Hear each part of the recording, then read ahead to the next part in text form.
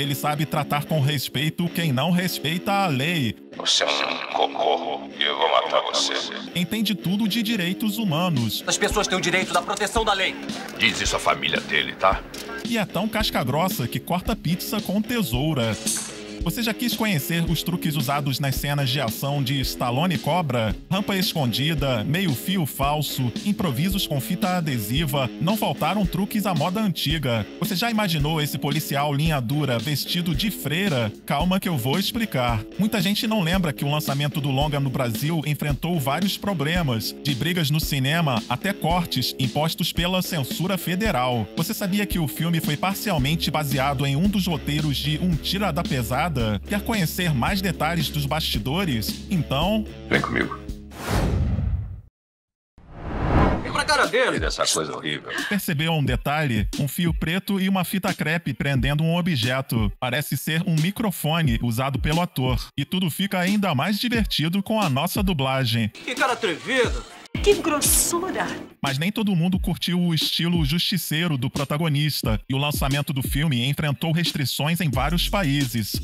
Este outro filme, Cobra, é alguma coisa que fere os valores fundamentais da sociedade brasileira. Nesse vídeo eu vou mostrar que no Brasil rolou um processo judicial onde um juiz chegou até a xingar o personagem do Stallone. Com tantas críticas relacionadas às cenas mais fortes de Cobra, é curioso lembrar que várias ideias do longa vieram de um roteiro que Sylvester Stallone escreveu para uma das versões iniciais do clássico Um Tira da Pesada. É que o ator foi um dos cogitados para interpretar o personagem Axel Foley, mas achou que o público não aceitaria ele naquela comédia como um policial que fosse um peixe fora d'água em Beverly Hills. Stallone tentou reescrever a história ao seu estilo, mas o estúdio rejeitou a ideia, em parte por causa do alto custo das cenas de ação imaginadas pelo astro. Em uma sessão de perguntas e respostas do site Anti-School News, Stallone disse, aspas, "Quando terminei o roteiro, parecia a cena de abertura de O Resgate do Soldado Ryan. Acredite ou não, o final tinha eu numa Lamborghini roubada em um jogo de coragem contra um trem de carga vindo na minha direção, conduzido pelo vilão. Como era de se esperar, me chutaram pra fora do escritório junto com o meu roteiro. E o resto é história." Fecho aspas. Algumas ideias daquele script continuaram na mente do Stallone, que buscou pelo menos mais duas inspirações principais pro roteiro de Cobra. O policial anti-herói Dirty Harry, interpretado por Clint Eastwood, e a trama do livro Fair Game. Do romance policial de Paula Gosling, ele aproveitou o conceito de uma mulher que involuntariamente chama a atenção de um assassino, recebe proteção da polícia e desenvolve sentimentos pelo seu protetor.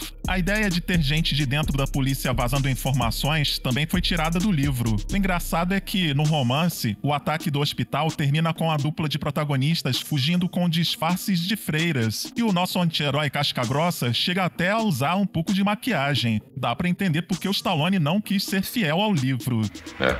O personagem Cobra foi batizado como Marion Cobretti em referência a John Wayne, cujo nome verdadeiro era Marion. O policial interpretado pelo Stallone faz parte do chamado Esquadrão Zumbi, unidade especializada em lidar com os casos mais extremos que outros policiais não conseguem resolver. Diz a lenda que Stallone teria se inspirado em um grupo de policiais com o mesmo nome que teria existido na Bélgica e supostamente saía à noite para fazer justiça com as próprias mãos. Mas até o momento desse vídeo, o Painel Nerd não encontrou nenhuma evidência sólida sobre a existência dessa unidade.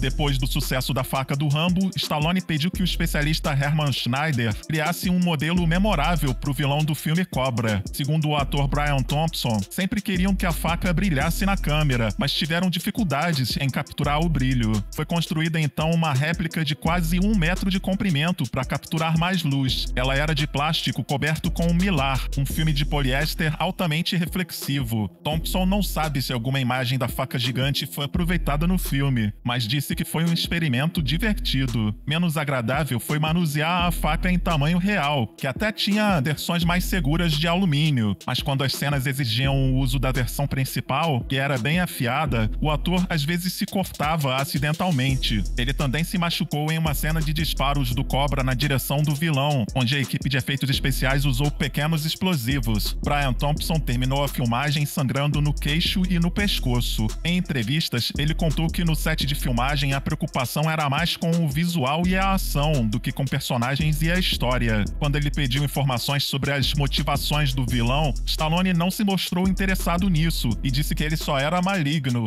Thompson, que conseguiu o papel do assassino noturno depois de 7 testes, disse que até hoje ainda não sabe porque os vilões ficavam batendo aqueles machados. Quando ele perguntou o motivo disso pro diretor Jorge Pan Cosmatos, o cineasta teria levantado a voz, dizendo: "Só faz e fica quieto". Thompson descreveu o diretor como um lunático quando Sylvester Stallone não estava presente, mas quando o astro entrava no set, Cosmatos era bem diferente. Michael Biehn, que trabalhou com o diretor no filme Tombstone, disse que Cosmatos só tratava bem quem estava por cima. George Cosmatos was an idiot. Quem estava abaixo dele, o diretor tratava como... Como eu posso dizer isso? Ele tratava como... Exatamente, ou supostamente, mas com Stallone não. O astro já chegava no set dizendo como deveriam filmar cada cena e escolhia até a lente da câmera. O diretor de fotografia Rick Waite confirmou o comando do ator. Durante as filmagens, o astro já estava em um relacionamento com Brigitte Nielsen, com quem ele foi casado por 19 meses. Uma união conturbada que iria terminar com boatos de traições dos dois lados. Brian Thompson disse que Stallone ficava nervoso com a sensualidade da atriz no set de filmagem. Um dia, o eterno Rambo decidiu chamar a atenção do diretor de fotografia e exigir mais trabalho dele e de sua equipe. Conhecido por trabalhar rápido e bastante solicitado na época, Rick Waite não se conteve e teria dito que se o ator tirasse as mãos da Brigitte Nielsen e parasse de se exibir para os seus guarda-costas, talvez eles não tivessem problemas com o tempo. Segundo Waite, Stallone ficou chocado com a resposta, mas controlou seu ego por algumas semanas. O próprio Stallone depois confessou que não estava muito concentrado durante as filmagens de Cobra. I blew it. I screwed up in that. I guess my personal life got a little involved at that time. Dizem que, enquanto Brian Thompson gravava algumas frases que o vilão diz pra Cobretti no final do filme, Stallone não contracenou com ele porque estava vendo um jogo de basquete na TV.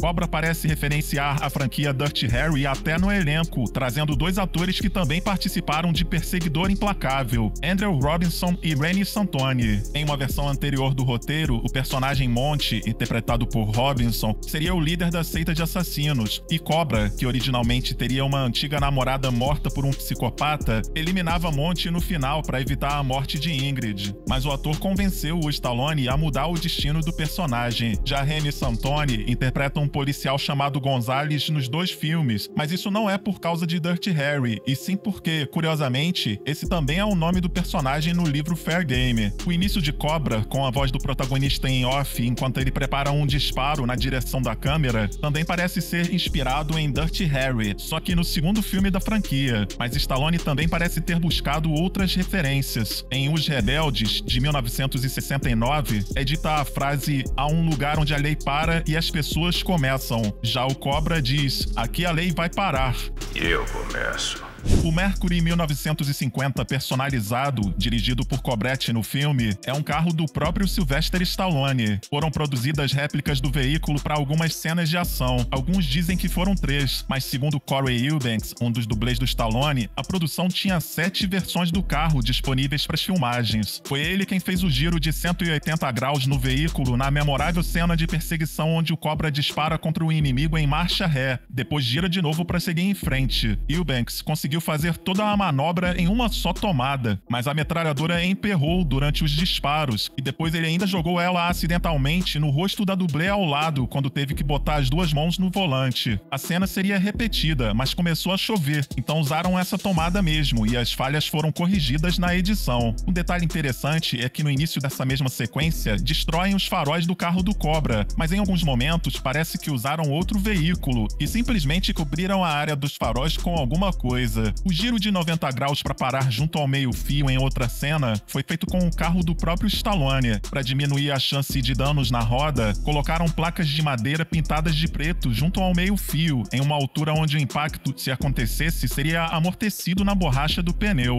Mas o dublê conseguiu parar um pouco antes. Outra acrobacia memorável foi aquela em que o carro do Cobra pulou do 2º andar de um estacionamento. Para isso, foi instalada uma gaiola de proteção na parte interna do carro, mas o banco elenco ficou longe demais pro dublê do Stallone. Ele teve que prender pedaços de madeira com fita adesiva nos pedais, senão não conseguiria pisar fundo no acelerador e no freio. Durante a queda, uma das rodas desceria primeiro, o que poderia desestabilizar o veículo. Corey Eubanks pediu que colocassem uma mini rampa só para essa roda, para contrabalançar. A queda deu certo, mas o impacto deixou a aceleração do carro travada, de uma forma que o dublê não conseguia mais frear. Ele acabou entrando na contramão de uma rodovia e, para não colidir com ninguém, forçou a parada do carro batendo em um divisor de concreto. Depois ainda teve que dar explicações para a polícia, porque a equipe do filme não tinha permissão para usar a rodovia. Eubanks também fez a cena onde o veículo, obviamente uma réplica, bate em um barco, que foi todo cortado previamente e enchido com poeira e detritos, para o efeito ficar mais interessante. Originalmente, o carro do vilão atingia o barco primeiro, e o Cobra batia logo depois. Resolveram alterar isso na edição, mudando a ordem de algumas imagens para parecer que os vilões seguiram em frente depois da colisão do Cobra. Mas quem ficar atento vai perceber que quando o protagonista bate no barco, o veículo do vilão aparece já batido. Talvez a parte mais, digamos, anos 80 do filme seja aquela onde a dupla de protagonistas é atacada pelos vilões em dezenas de motos. Uma curiosidade é que essa cena tinha sido toda preparada para ser filmada à noite, mas Stallone resolveu mudar e filmar durante o dia. Dizem que os mosquitos incomodavam muito durante as cenas noturnas. A mudança não agradou o diretor de fotografia. Rick Waite disse que de dia Stallone seria visto de longe, o que tornava a cena mais absurda. Mas a gente sabe quem tinha a palavra final durante as filmagens. Muitos estrearam a cidade deserta para onde Cobra e Ingrid fugiram, mas originalmente existiam cenas mostrando os moradores sendo atacados pelos vilões, o que teria motivado a fuga dos sobreviventes. Esse foi só um dos trechos cortados para diminuir a classificação indicativa do longa nos Estados Unidos. Outros cortes foram feitos para reduzir o filme com o objetivo de conseguir mais sessões nos cinemas, principalmente por causa da competição com Top Gun: Ases Indomáveis.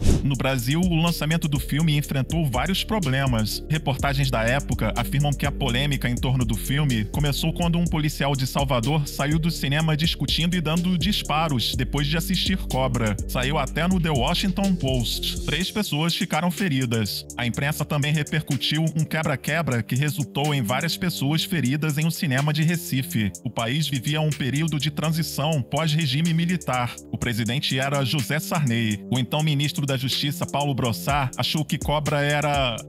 cocô. ou quase isso. Lixo industrial. Brossard passou a defender restrições à exibição de Cobra. O longa chegou a ser proibido para menores de 18 anos e sofreu 5 cortes, que excluíram 15 minutos do filme. Em um documento judicial de um processo movido pela Warner, um juiz argumentou que o, aspas, mocinho psicopata travestido de justiceiro sente a volúpia doentia de matar, fecho aspas. Ele considerou que a exibição do filme era um insulto grave e chamou de masoquismo assistir às cenas de, abro aspas, menosprezo à vida e à dignidade da pessoa humana perpetradas pelo Cobra, débil mental, fecho aspas. Sim, o documento foi escrito assim mesmo e tá na internet para quem quiser checar.